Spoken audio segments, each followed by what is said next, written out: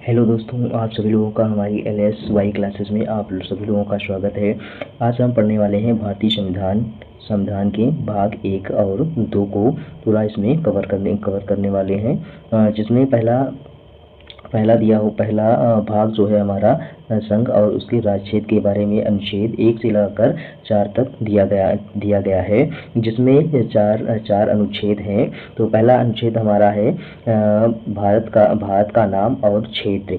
इसमें क्या क्या है? भारत का नाम इंडिया, दैट इज भारत राज्यों का संघ होगा। इसमें राज्य शामिल है, केंद्र शासित प्रदेश शामिल है, ऐसे क्षेत्र जो भारत में शामिल किए जाए। भारत राज्यों का संघ कहा गया है। संघीय फेडरेशन नहीं है। इसका मतलब है राज्य अलग नहीं हो सकते हैं। इसके उदाहरण भारत राज्य का क्षेत्र समय पर संसद के कानून द्वारा बदला जा सकता है। आर्टिकल 2 है हमारा, अनुच्छेद 2 है नए राज्यों का प्रवेश या स्थापना। संसद का अधिकार है कि वह कानून द्वारा नए राज्य बना सकती है, किसी नए क्षेत्र को भारत में शामिल कर सकती है। उदाहरण फ्रेंच पुर्तगाली क्षेत्र का भारत में विलय इसी अनुच्छेद के तहत हुआ। अनुच्छेद 3 है, आर्टिकल 3 है राज्यों का निर्माण और सीमा और नाम में परिवर्तन। यहाँ पे इम्पोर्टेंस इसके देख लेते हैं बिंदु। संसद को अधिकार है कि वह कानून द्वारा नए राज्य का निर्माण कर सकती है, किसी राज्य का विलय या विभाजन कर सकती है, किसी राज्य की सीमा में परिवर्तन कर सकती है, किसी राज्य के नाम में परिवर्तन कर सकती है। आंध्र प्रदेश तेलंगाना राज्य का निर्माण 2014 इसी अनुच्छेद के तहत किया गया है। मुख्य प्रक्रिया राष्ट्रपति की सिफारिश आवश्यक है। संबंधित राज्य से उसकी राय ली जाती है, परंतु अंतिम निर्णय संसद का होता है। अनुच्छेद 4 देखेंगे। अनुच्छेद 4 कहता है अनुच्छेद 2 और 3 से संबंधित कानून। अनुच्छेद 2-3 के तहत बनाए गए कानून को संविधान संशोधन नहीं माना जाएगा, इसलिए इन्हें पारित करने के लिए विशेष बहुमत की आवश्यकता नहीं होती है। ये साधारण बहुमत से पारित किए जाते हैं। उदाहरण राज्य पुनर्गठन से संबंधित कानून, जैसे आंध्र प्रदेश पुनर्गठन अधिनियम 2014 साधारण बहुमत से पारित हुआ। इसका हम सारांश देख लेते हैं एक नज़र में, फिर उसके बाद भाग 2 की तरफ बढ़ते हैं।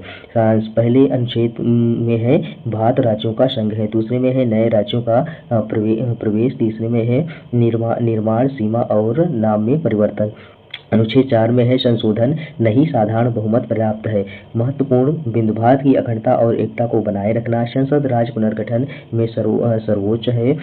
राज्य की राय आवश्यक सहमति नहीं है। राज्य की सलाह लेना आवश्यक है, लेकिन सहमति होना जरूरी नहीं है। यह भाग भारत की संघीय एकता की नींव है।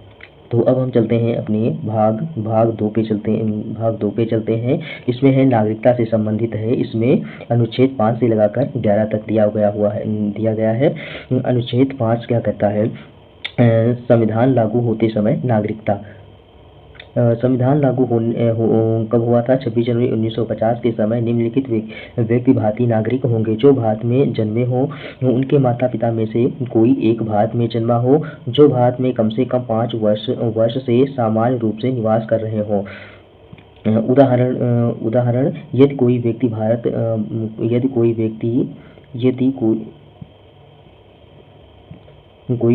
भारत में जन्मा हो या उसके माता पिता में से कोई भारतीय है या वह 5 वर्ष से यहाँ रह रहा है, तो वह अनुच्छेद 5 के तहत नागरिक होगा। अनुच्छेद 6 देखते हैं। अनुच्छेद 6 में है पाकिस्तान से आए प्रवासियों की नागरिकता। संविधान लागू होने के समय जो व्यक्ति पाकिस्तान से भारत आए हैं, यहाँ स्थायी रूप से बस गए हैं, वे भारत के नागरिक होंगे। यदि वे 19 जुलाई 1998 से पहले भारत आए हों या वे 19 जुलाई 1998 के बाद आए हों और भारत सरकार द्वारा पंजीकृत कराए गए हों, पंजीकरण कराया वे भारतीय नागरिक माने जाएंगे। अनुच्छेद 7 पाकिस्तान चले गए व्यक्तियों की नागरिकता। वे व्यक्ति जो 1 मई 1949 के बाद पाकिस्तान चले गए थे, वे फिर से भारत लौट कर भारतीय नागरिक बन सकते हैं। नंबर का है उन्हें भारत सरकार की अनुमति प्राप्त हो और वे पुनः भारत सामान्य रूप से निवास करें। उदाहरण है, यदि कोई व्यक्ति 1947 के बाद पाकिस्तान गया और वापस भारत आना चाहता है तो उसे सरकार की अनुमति लेनी होगी।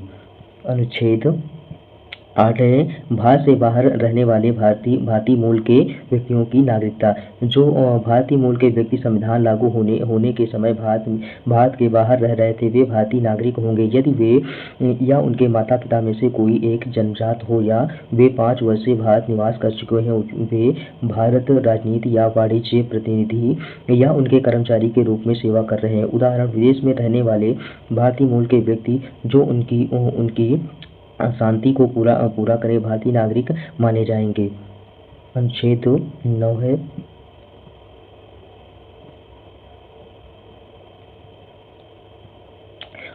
9 है स्वेच्छा से विदेशी नागरिकता लेने पर नागरिकता समाप्ति। यदि कोई भारतीय नागरिक स्वेच्छा से किसी विदेशी देश की नागरिकता प्राप्त कर लेता है तो उसकी भारतीय नागरिकता समाप्त हो जाएगी। उदाहरण, यदि कोई भारतीय व्यक्ति अमेरिका की नागरिकता ले लेता है तो उसकी भारतीय नागरिकता समाप्त हो जाएगी। अनुच्छेद 10 की तरफ अब हम बढ़ते हैं। अनुच्छेद 10 क्या कहता है?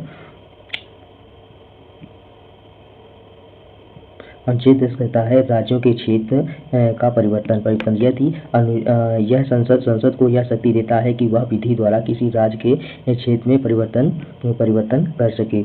मुख्य प्रावधान, संसद को अधिकार है कि वह विधि द्वारा किसी राज्य के क्षेत्र को बढ़ा या घटा या सीमित कर सके, किसी राज्य के क्षेत्र में परिवर्तन कर सके, किसी राज्य के क्षेत्र में कोई भाग अलग कर सके, उसके किसी अन्य राज्य में मिला सके या नया राज्य बना सके, किसी राज्य के नाम में परिवर्तन कर सके।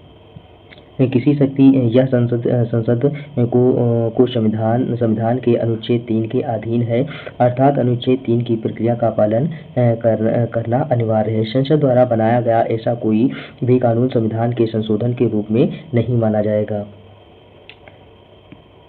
अनुच्छेद 3 की प्रक्रिया जिसके अधीन अनुच्छेद 10 कार्य करता है। राष्ट्रपति किसी राज्य के क्षेत्र में परिवर्तन के लिए विधेयक संसद के किसी भी सदन में प्रस्तुत कर सकता है।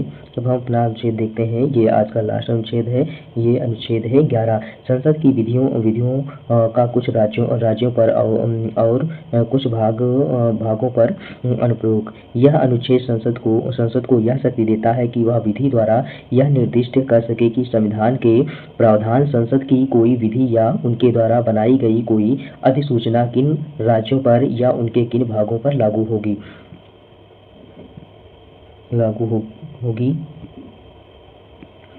मुख्य प्रावधान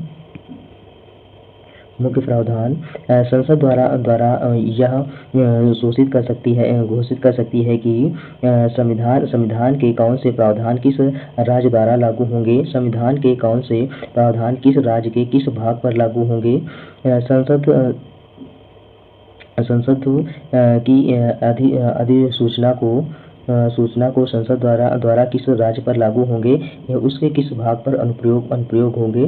संसद आवश्यकता पड़ने पर विधि द्वारा उपयुक्त घोषणा में संशोधन कर सकती है। तो हमारा वीडियो कैसा लगा आप लोगों को लाइक करें, सब्सक्राइब करें और अपने दोस्तों के पास शेयर करें जिससे सबकी तैयारी बेहतर से बेहतर हो सके। Thank you.